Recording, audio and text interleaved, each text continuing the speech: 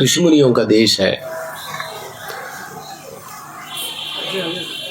हजारों साल से, लाखों वर्षों से यहाँ पर एक जो मूल वस्तु है जिससे जीव तृप्त हो सकता है, हर एक जीव की जो अंतिम तृप्ति, अंतिम आनंद, जहां से फिर नीचे उतरना ना पड़े, पूरी तरह से तृप्त हो जाए, ऐसी व्यवस्था की हमारे ऋषि मुनि लोगों ने खोजे हैं। और संत महापुरुष उन्हीं की जो आत्म तत्व है, जो हमारे पूर्वजों ने खोजे हैं, उसी का प्रसाद पूरे समाज में लोगों को, जो दुखी है, यहाँ पर तो हर एक व्यक्ति दुखी है। कबीर साहब ने बोला कि तन दरे सुखिया खाऊ न देखा, जो देखा तो दुखिया देखा। बाटे बाटे हर कोई दुखिया, क्या गिरही क्या बैरागी। जो व्यक्ति घर में घर गृहस्थी में, वो भी दुखी है। बाहर हर एक व्यक्ति, तरह तरह का व्यक्ति अपने अपने अलग अलग दुख में है। ये जो, और यहाँ तक भी कबीर साहब ने बोला कि सुर नर मुनि देवता सात दीप नौकंड, कही कबीर सब भोग गया देह धरे को दंड। जो व्यक्ति देह धरा है, ये सभी अलग अलग परेशानी को झेलना पड़ेगा। इतना तो समझना है, शरीर है तो शरीर से संबंधित हम लोग जन्म जन्मांतरों से जो भी पाप पुण्य किए, उसके अनुसार यहाँ पर शरीर की भी परेशानियां होंगी, मन की भी परेशानियां होंगी। लेकिन इन परेशानियां उनको पार करने के लिए यहाँ पर मार्ग है। जैसे भगवान बुद्ध ने कहा है कि दुख है, दुख का कारण है, कारण का मार्ग है, उसका निदान भी है। एक और बात हम सबको समझने की जरूरत है कि ऋषि मुनि लोग और अलग अलग पंथ, जो महावीर जैन हो, भगवान बुद्ध हो, संत महापुरुषों में बातें अलग अलग हो सकती है, शब्द अलग हो सकता है, उदाहरण अलग हो सकता है, लेकिन सत्य अलग नहीं है। ये भी जानना चाहिए। बहुत लोग जो है गलतफहमी में वाद विवाद करते रहते हैं। हालांकि कबीर साहब ने उन सब का समाधान करते हुए बोले कि समझे की गति एक है, जिन समझा सब ठौर। यदि गहराई से ठीक से समझ लिया है, सारी समझदारों का मत एक ही है। एक समाना सकल में सकल समाना ताही, कबीर समाना बूझ में जहां द्वितीया नाही। वहां पे कोई दूसरा नहीं है। ये बात सबको जानना है कि एक ही तत्व है। जिसने जान लिया है, जिसने जान लिया है, वो शांत हो जाएगा। ये मन शीतल भया जब उपजा ब्रह्म ज्ञान, जही वसुंधर जग जरई सो पुनि उदक समान। इस संसार में सब लोग जलते रहते हैं अपनी अपनी आग में, अपनी अपनी अज्ञान की आग में जलते रहते हैं। जिनके दिल में वास्तविक ज्ञान आ गया है तो शांत हो जाए। क्यों शांत हो जाएगा? ये समझ लेगा कि संसार ये है। जब संसार से आत्मा को अलग कर देगा, या संसार में रहते हुए भी, उसको बोलते हैं कि कमलवत, जो बार बार हम लोग परमात्मा के तत्व की बोलते हैं कि ये कमलवत है, मीन्स वहां पे निर्लिप्त है, निर्लिप्त भाव है जहाँ पे। इसी को पारक भाव बोल सकते हैं हम लोग। जहाँ पे पारक ज्ञान जिनको मिलता है, यहाँ पे ईश्वरी व्यवस्था ने ऐसा रचना किया इसकी, जब तक व्यक्ति के अंदर इतनी नीर क्षीर की बुद्धि नहीं होती है, ये ज्ञान समझ में नहीं आता है। ज्ञान रतन की खोटरी चुंबक दीन हो ताल। इसमें ये पारक आगे खुली है कुंजी बचन रसाल। जब आदमी का जब पारक ज्ञान होता है, उनके वचनों में रस आता है। अभी नेपाल के जो तत्पर महाराज, तत्पर, हमें याद है आपको, तत्पर जो है ज्ञान के लिए बहुत आवश्यक अंग है। भगवान ने बोला है कि ज्ञान के लिए तत्पर होना बहुत जरूरी है। तत्पर मीन्स लेजी व्यक्ति नहीं, हमेशा सावधान रहेगा। तत्पर मीन्स हमेशा जागता रहेगा। जाके भाव हो तो हरि ऊपर, जागत रहीन बिहानी। कबीर साहब ने बोला है कि जिनकी भाव हरि पे रहता है, रात दिन जागता है, वही सोता है जिनके अंदर अज्ञानता है। ये रात दिन जागता है, जागने वाला सावधान रहता। किससे जागना है? जैसे थोड़ा भी ये प्रमाद करेगा, थोड़ा ये असावधान हो जाएगा, तब तत्काल ये माया घेर लेता है। इसलिए अप्रमत्तः तदा भवति योगो हि प्रभवाप्ययो ताम योगमिति मन्यन्ते। आदमी उस सावधान अवस्था को भी योग कहा गया। व्यक्ति सावधान रहना चाहिए, तो सावधान रहेगा। हर एक आपकी जो भी जितनी व्यक्ति का जो इंद्रिय है, कर्मेंद्रिय, ज्ञानेंद्रिय, अभी हम लोग कुंभ मना रहे हैं, तो कुंभ क्या है? यदि संत ही कुंभ है, संत ही प्रयाग है, जब संत के विचार जो ईश्वरी व्यवस्था का विधान है, ईश्वर की जो विधान है, इसमें अपनी मन बुद्धि, 5 ज्ञानेंद्रिय, 5 कर्मेंद्रियों को जो डुबकी लगाना, ये पूर्ण कुंभ है। ईश्वरी विधान के अनुसार ये ईश्वर के साथ तादात्म्य में हो गया है। ईश्वर के साथ, ईश्वर का विधि विधान है, ईश्वर का विधि विधान है, हम जाने ना जाने, ईश्वर के विधि विधान संत लोग जानते हैं। बातें अपने अपने, विशाल साहब ने, प्रेम साहब ने अपने अपने ढंग से, कबीर साहब ने कहा है कि ये जो है बीजक वित्त बता भाई, जो वित्त गुप्ता हो, शब्द बतावे जीव को, जाने बूझे बिरला कोई। इसको समझना है। फिर एक और सब साखी आंखी ज्ञान की समझो देखो मनमाई, बिना साकी संसार की झगड़ा छूटत नाही। या संसार की झगड़ा से मुक्त होना चाहते हैं, जो साकी है, 353 है साकिया जी, 353 साकिया है, 365 दिन है।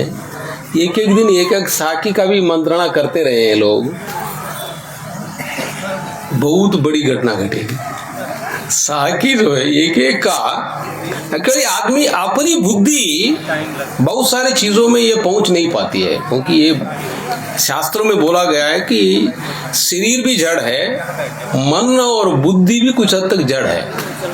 ये मन और बुद्धि भी जड़ है, केवल अपनी बुद्धि चलाने लग जाए। बहुत बड़े बड़े लोगों को बुद्धि में भ्रम है, वो सोचते हैं कि मैं बहुत कुछ जानता हूँ। यहाँ का चीजें बहुत कुछ आप जान सकता है, लेकिन ईश्वर विद्या को जानने के लिए उसकी अलग विज्ञान है। ईश्वरी विद्या को जानने के लिए जो संसार की चीजों में, जो भोगों में जो फंसा हुआ है, भोगों में जो फंसा हुआ व्यक्ति ईश्वरी व्यवस्था को स्पर्श नहीं कर सकता। इसको ईश्वरी व्यवस्था को नहीं स्पर्श कर सकता। अहंकारी व्यक्ति है, तो कैसे पता चलेगा कि हम ईश्वरी व्यवस्था को समझ रहे हैं नहीं समझ रहे हैं?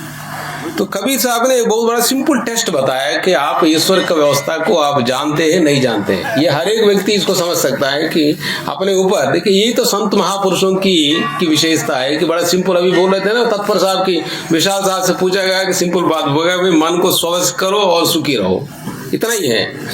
तो कबीर साहब ने कहा कि भाई आपको कैसे पता रहा कि आप ईश्वर के कितना नजदीक पहुंच गए हो? ईश्वर के नजदीक पहुंच गए हैं तो आपको स्वयं कैसे पता चलेगा?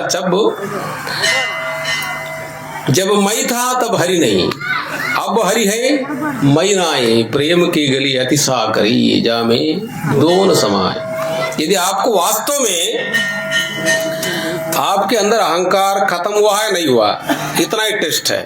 यदि वास्तव में ये शरीर की तादाद में है व्यक्ति, समझना चाहिए कि मुझे वास्तव में ईश्वर का स्पर्श नहीं है। बाहर बताने की जरूरत नहीं है इसको, बाहर बताने की जरूरत, बाहर बताने के चक्कर में भी ज्यादा जगह जितना जरूरत है वो बताना चाहिए, वो व्यक्ति उतना समझेगा जितना श्रद्धा है। श्रद्धा के बिना बहुत बार हम लोग जितना भी प्रयास, हालांकि कबीर साहब ने बहुत सावधानी बताया है कि पानी पिलाओ तो काफिर हो, घर घर शायर भारी, किस किस को पिलाओगे तुम? जो श्रद्धा बिना आगे बात बढ़ती नहीं है। आज के डेट में ये बहुत बड़ी चीज है कि व्यक्ति के अंदर या तो स्वयं समझ हो साधना करके, नहीं तो कम से कम श्रद्धा जरूरी है। अधिकांश बहुत सारे पढ़े लिखे लोगों को ईश्वर व्यवस्था के प्रति श्रद्धा नहीं है। मैंने अपने प्रशिक्षण में आए थे अभी IFS के लोग, मैंने पूछा कि भाई कितने लोग ईश्वर पर विश्वास करते हैं? 50% लोगों ने उसमें बोला कि ईश्वर क्या होता है, शरीर आया, पैदा हो गया, वो मर गया, इतना ही है। कहा कि एक ही जन्म है, ऐसा बोले। अब इमेजिन करिए कि ये पढ़े लिखे लोगों में फिर कोई व्यक्ति ये सोचेगा कि यही शरीर ही सब कुछ है, तो उसको धर्म कहाँ सिखा पाएंगे? ये बहुत बड़ा जटिल काम है कि व्यक्ति फिर उसको खाया पिया, इसमें जो है वो तो 4 वाक का सिस्टम है, खाया पिया, बीमार भी पड़ेंगे तो वो भी है, वो होगा ही, तो उतना सावधान रहेगा बीमार ना पड़े। और लेकिन दूसरों के साथ ठीक, अपना शरीर बीमार ना पड़े ये तो सीख जाएगा, ये तो सिखा सकते, बिना धर्म के सिखा सकते हैं भाई क्या खाना चाहिए, क्या पीना चाहिए, ये बीमारियों से बचाने के लिए। हालांकि वो चल पाएगा नहीं चल पाएगा ये अलग बात है। कोई व्यक्ति बिना ईश्वरीय सत्ता के साथ जुड़े हुए संयम होता नहीं है। संयम भी उसको नहीं सिखाया जा सकता है। वो व्यक्ति प्रयास अपने दम पे प्रयास करके, तो इसलिए बहुत सारे लोग दवा पर ही जीते हैं। बाद में आने के बाद बहुत पैसा कमाएंगे, इंश्योरेंस कराएंगे, उसी के पैसे का आधार पर उसमें जीते रहते हैं। उनका तो इसलिए सुख के आभास में रहते हैं, सुख उसको सपने में भी नहीं है। इसलिए शास्त्रों में बोला कि राम विमुख सुख सपने उनाई। ये जो है तुलसी बाबा ने बोला कि कमट पीठ बरु जामई बारा, बंदिया सुत बरु काहुई मारा। ये एक इतनी असंभव बात है, कछुआ के पीठ पे बाल नहीं उग सकते हैं। कछुआ के पीठ पे भले ही, तुलसी बाबा बोल रहे हैं कि कछुआ के पीठ पे भले ही बाल उग जाए, बंदिया के सुत भले ही किसी को मार दे, फूलई नब बरु बहुविधि पोला, फूलई नब बरु बहुविधि पोला, जीवन लह सुख हरि प्रतिकूला। ईश्वर के प्रतिकूल में जाने वाले सपने में भी सुख नहीं पा सकता। भले ही बंध्या के सुत किसी को मारने के बारे में विश्वास किया जा सकता है, लेकिन ये हरि क्या है, ये असली बात है। हरि जब तक व्यक्ति वो अनोखा है, अशब्द अस्पर्श रूप अव्यय सत्ता है, वही राम है, वही ईश्वर। कुछ भी नाम हम लोग रख दें उसको, शब्द, उसकी रस कैसे पता चलेगा व्यक्ति को? जो अशब्द स्पर्श रूप अव्यय है, जिसको कबीर बोलते हैं कि मैंने उसको देखा है, अलक लखो निरंजन तो ही, मैंने उस तत्व को, कबीर साहब सारे संत महापुरुष देखते हैं उसकी, और उसको पाने का विधि विधान बताया, उसको मर्यादा का। बेसिक बात है कि हर एक व्यक्ति की अपने अपनी जगह पे मर्यादा का पालन करना पड़ेगा। हर एक व्यक्ति की स्टार्टिंग कहाँ है? सच्चाई के साथ आगे बढ़ना पड़ेगा। इसलिए बोला कि सांच बराबर तप नहीं, झूठ बराबर पाप हो, जाके दिल में सांच है ताके दिल में आप। बेसिक बात है कि जो पाखंड व्यक्ति है, कोई भी व्यक्ति अपने को कितना भी बड़ा मान ले, पाखंड व्यक्ति, पाखंडी ईश्वरीय सत्ता को स्पर्श नहीं कर सकता है। झूठा व्यक्ति ईश्वर को स्पर्श नहीं कर सकता है। ये फंडामेंटल्स लोगों को जानना पड़ेगा। लेकिन अलग अलग क्षेत्र में काम करने वालों का, विशेष रूप से जो राजनीति में वगैरह काम करते उनका जो है बहुत सारी मजबूरियां रहती हैं। हालांकि उनको भी प्रयास करके यही रहना चाहिए कि यदि 100% नहीं तो भाई कुछ तो हो, 90% हो, 80% हो, कुछ तो मर्यादा तो करना पड़ेगा। यदि मर्यादा नहीं करेंगे तो समाज में, लेकिन ये संतों की, जहां संत रहते हैं उसी समाज की सुरक्षा है। ठीक है, कार्य करने वाले विभिन्न लोग, व्यापारी की अपनी मजबूरी से, आजकल तो व्यापार में भी हम देखते हैं बहुत सारा मिलावट वाला है, राजनीति में भी समस्या है, बहुत सारे सामाजिक संगठनों में समस्या है।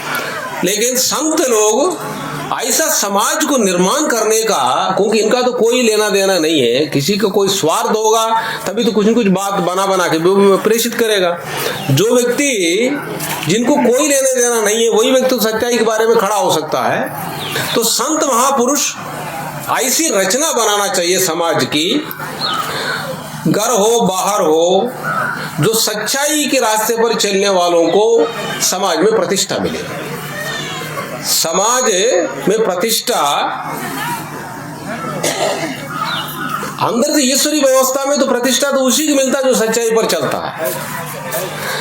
लेकिन बाहर की समाज को विकसित भारत, माने प्रधानमंत्री चाहते विकसित भारत बना दे, अमृत काल है, अमृत काल में विकसित भारत बनाने का तभी हो सकता है जब व्यक्ति सच्चाई के आधार पर चले। विभिन्न संगठनों में सच्चाई का प्रतिशत बढ़ाना है,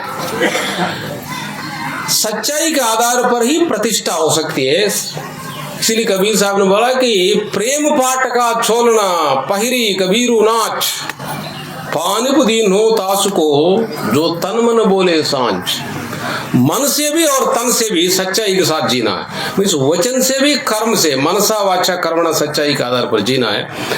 ये बात समाज के हर एक व्यक्ति को सिखाना पड़ेगा कि हम अपने परिवार हो, समाज हो, भोग की वृत्ति छोड़ के शरीर की साधना के लिए इस्तेमाल करते हुए अपने मन को, शरीर को भी शुद्ध करना है, परिवार को भी शुद्ध करना है, बाहर भी शुद्ध करना है। प्रेम के आधार पर ही समाज में अमृत, प्रेम ही अमृत है, प्रेम के आधार पर ही समाज में व्यवस्था। इसलिए बोला कि प्रेम पाठ का छोलना पहिरी कबीर नाच।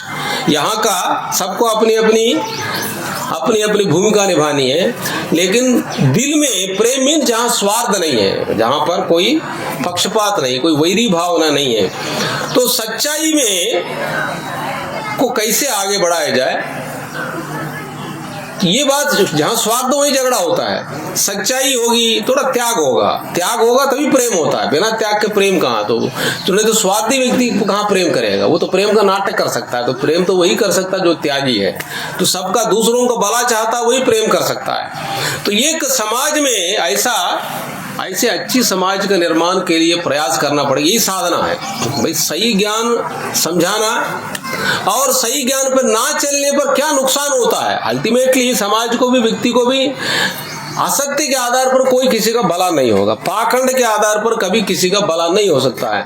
ये केवल व्यक्ति को लगता है कि मेरा बहुत भला हो रहा है, भले ही थोड़ा पैसा इकट्ठा कर ले, लेकिन वो सुख नहीं दे पाएगा।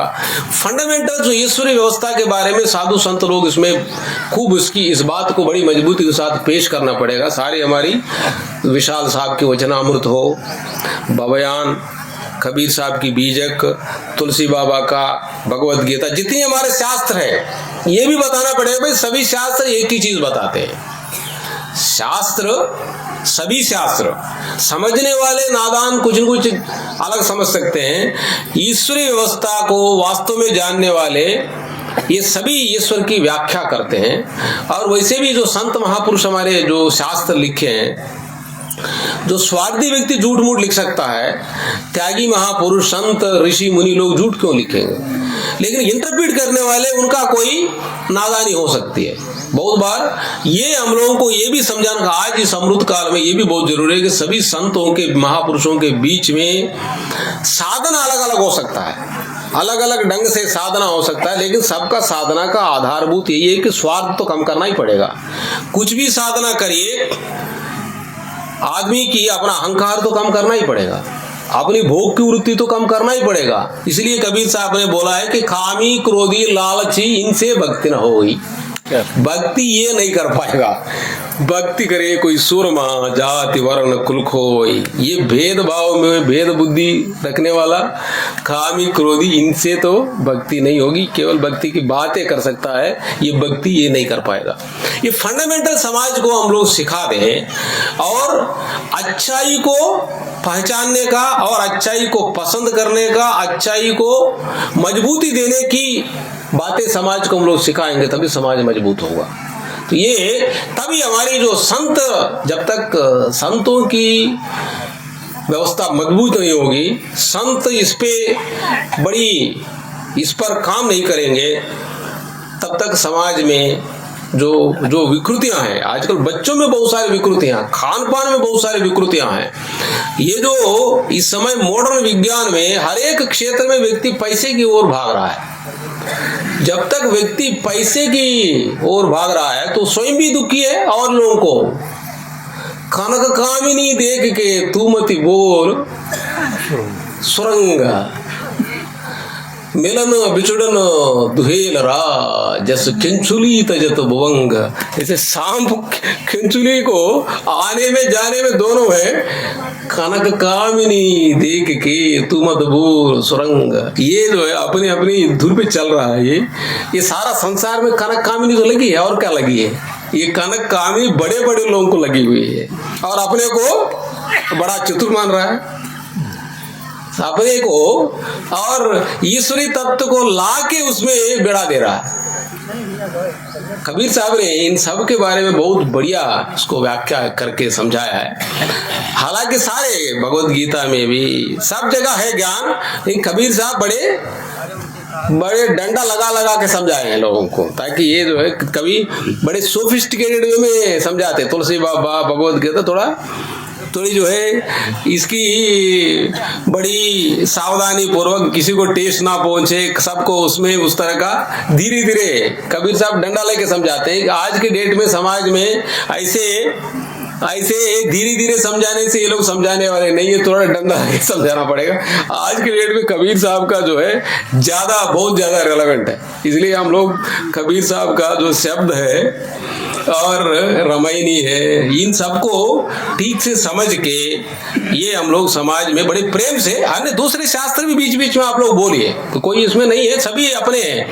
उनको इंटरप्रेट करने वाला गलत इंटरप्रेट कर सकता है। तुलसी बाबा, तो व्यास महर्षि, सारे हमारे ऋषि मुनि हो रहे, वो क्यों गलत लिखेंगे? सब सही है। इंटरप्रिटेशन में गलत हो सकता है, उसको आप समझने का प्रयास करिए। भगवान बुद्ध की, महावीर की, जो व्यक्ति त्यागी पुरुष है, तो त्यागी पुरुष सत्य ही बोलेगा, त्यागी पुरुष सत्य ही बोलता है। तो ये जो व्यक्ति पूरी तरह से त्याग होगा, भी जहां अपना स्वयं का निपट गया है, अपना कोई अहंकार नहीं, ना कोई लेना देना नहीं है इसको, उनके अंदर तो ईश्वरीय ज्ञान तो स्वयं प्रकट होता है। ये जो है, लेकिन हम लोगों को ये बड़ी आज के डेट में कलिकाल में बहुत मेहनत करना पड़ेगा। ईश्वर ने कहा है कि भगवत गीता में कहा है कि जो व्यक्ति ईश्वरीय ज्ञान की प्रचार प्रसार करता है, उससे बड़ा महान उनका ईश्वरीय व्यवस्था का सहयोग करने वाला कोई नहीं है। ये जो है ईश्वरीय ज्ञान का जो प्रचार प्रसार करना है, ये बहुत बड़ा पुण्य का काम है। तो सभी लोगों को इसमें बहुत मेहनत करना पड़ेगा। समाज को जागरूक करें, सारे स्कूल कॉलेजों में भी जाइए।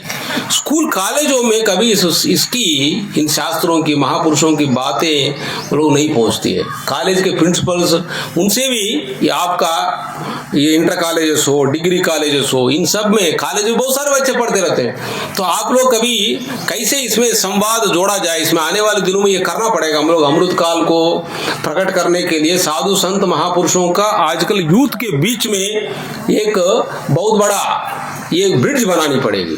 तो इनका बाहर का विज्ञान भी चाहिए, भीतर का विज्ञान भी चाहिए।